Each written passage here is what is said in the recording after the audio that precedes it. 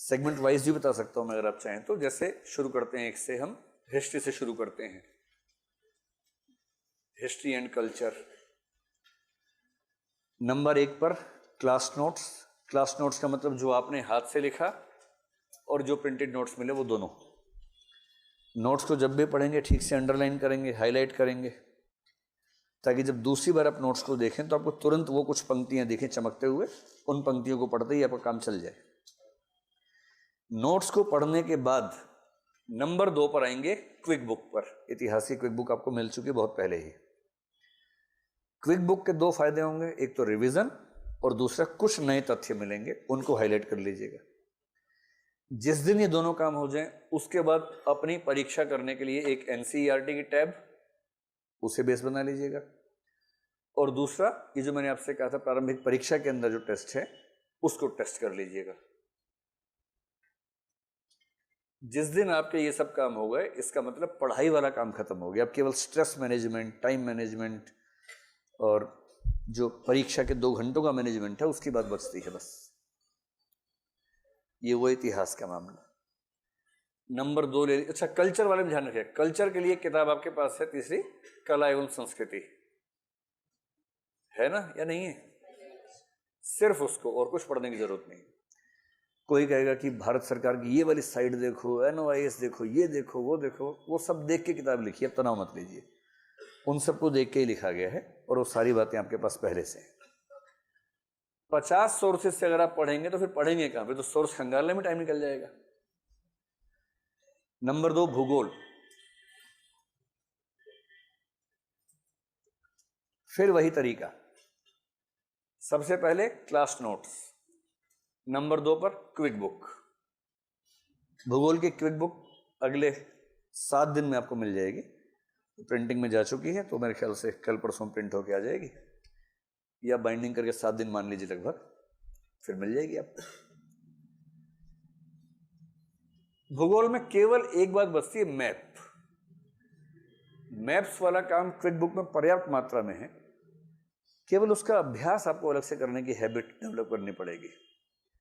कुछ practice map books खरीद के मैप की प्रैक्टिस करते रहिए। वो प्रैक्टिस आपको खुद ही करनी पड़ेगी, कोई आपके बदले कर नहीं सकता उस प्रैक्टिस को, वो अलग से कर लें। नंबर 3 है एनवायरनमेंट एंड इकोलॉजी। इसके लिए केवल और केवल एक किताब, और वो है क्विक बुक जो आपको मिल चुकी है और उम्मीद है कि आप पढ़ भी चुके होंगे। इसके बाद नंबर 4 पर सेगमेंट ले लीजिए इकोनॉमी। क्लास नोट्स आपने पढ़े होंगे, नहीं तो पढ़ लेंगे, और उसके बाद जब तक आप पढ़ेंगे दिसंबर में 15 दिसंबर तक इकोनॉमी की क्विक बुक आपके हाथ में होगी, उसको पीना शुरू कर दीजिएगा। और हर एक सेगमेंट का तरीका वही है कि इन दोनों को पढ़ा, उसके बाद वेबसाइट पे चले गए, एनसीईआरटी और जो स्पेसिफिक क्वेश्चन है उनका अभ्यास करना है। नंबर 5 पर पॉलिटी। उसमें जो क्लास नोट्स मिलते हैं उन क्लास नोट्स के बेस पर ही क्विक बुक बनाई गई है। कुछ चीजें जो क्लास नोट्स में नहीं थी उनको शामिल कर लिया गया है। तो इसमें आप ये भी कर सकते हैं कि आइदर और वाले भाव से क्लास नोट्स अगर आपने पढ़ ली एक बार तो ये मान के कि क्विक बुक से रिवीजन अपने आप हो जाएगी, सीधे उसको पढ़ लेंगे तब भी काम चल जाएगा, उसके बियॉन्ड कहीं जाने की जरूरत नहीं पड़ेगी। बची केवल एक चीज, वो है करंट अफेयर्स। जनरल साइंस जो लोग तैयार करेंगे, जनरल साइंस में क्लास नोट्स आपके बहुत अच्छे हैं, और जब तक आप उसको खत्म करेंगे दिसंबर के अंत में इसकी भी क्विक बुक आपको मिल जाएगी। कुल मिला के सारी ये क्विक बुक पढ़िए और मस्त रहिए बस। बचा केवल एक हिस्सा करंट अफेयर्स का। करंट अफेयर्स के लिए क्या क्या नहीं पढ़ना है ज्यादा महत्वपूर्ण है।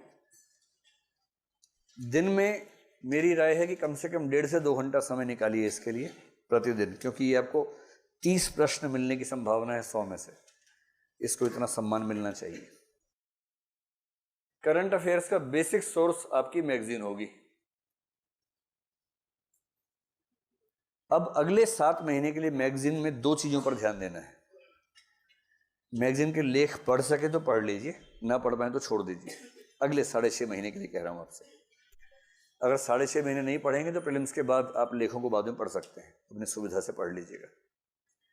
अभी 6 महीनों के लिए मैगजीन में 2 चीज़ों पर ध्यान दें। एक तो जो समसामयिकी वाला हिस्सा है यानी करंट अफेयर्स वाला है, उसमें आजकल एक स्टार वाली तकनीक यूज़ कर रहे हैं हम लोग कि महत्व के हिसाब से 5 स्टार, 4 स्टार, 3 स्टार, 1 स्टार तक बनाते हैं।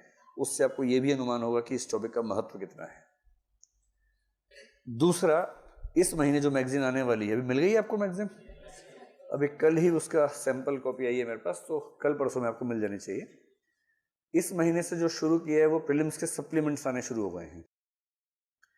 भूगोल का सप्लीमेंट इस बार आया है, हर महीने एक ना एक सप्लीमेंट आएगा। ये सप्लीमेंट होता है अंतिम जो उपाय होता है ना, रामबाण जो होता है। जैसे 3 जून को एग्जाम है, 25 मई तक आप सब खत्म करके बैठ गए हैं, सारा पढ़ लिया है। मेरी सलाह तो यह है कि 15 दिन पहले सारा पढ़ के खत्म कर देना, उसके बाद देखना ही नहीं है उसको।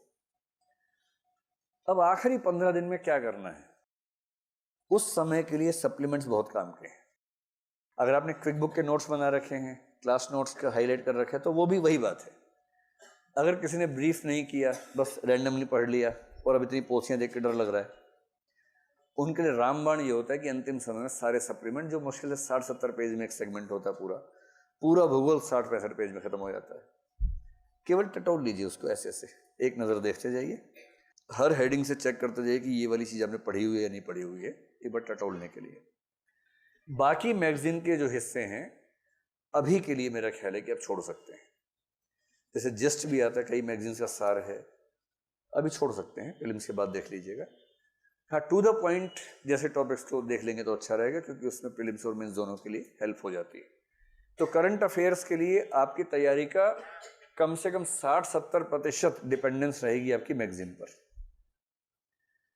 मैगजीन के अलावा जो मैंने आपसे पहले ही कहा कि वेबसाइट पर जो एक मेन टैब है करंट अफेयर्स की, ये ध्यान है ना, उसके 3 हिस्से, prelims facts, daily current quiz और तीसरा ये वाला जो न्यूज़ एनालिसिस है। मेरी व्यक्तिगत राय ये है कि इसके बाद आपको करंट अफेयर्स की ज़रूरत नहीं है प्रीलिम्स के लिए। और अंत में 1 अप्रैल से क्लासेस आपकी होंगी जो निशांत सर लेंगे।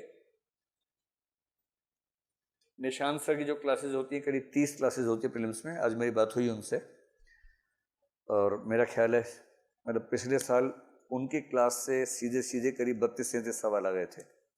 इस साल 24 के आसपास है। 1 से 30 अप्रैल तक सुबह 8 से 11 वो क्लास लेंगे, लगभग 2.5-3 घंटे। उसकी रिकॉर्डिंग कई बार चलेगी। तो अपने दिमाग में अभी से रखिए कि 1 से 30 अप्रैल तक का टाइम 2.5 घंटे का रोज फ्री रखना है।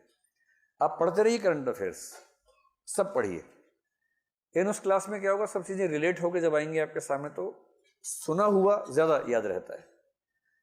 और क्योंकि परीक्षा उसके एकदम बाद होने वाली है, तो आप तुरंत पाएंगे कि एक झटके से आपके बहुत सारे सवाल उससे कवर होंगे।